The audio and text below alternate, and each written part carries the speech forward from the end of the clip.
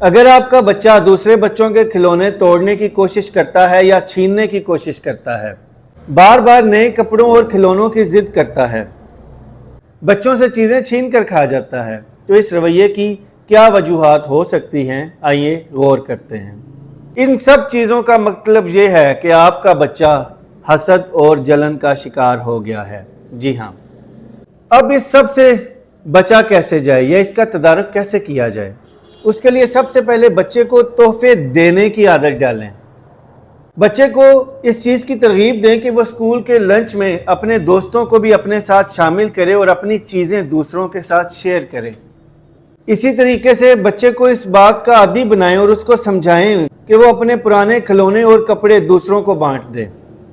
انشاءاللہ کچھ ہی عرصے کی مشق سے آپ کے بچے کی یہ عادت ٹھیک ہو جائے گی اور آپ کا بچہ یہ تمام عادات چھوڑ دے گا اور کسی سے بھی حسد اور جلن نہیں کرے گا، بلکہ اس کے اندر بہت ہی پازیٹیو تبدیلی آ جائے گی۔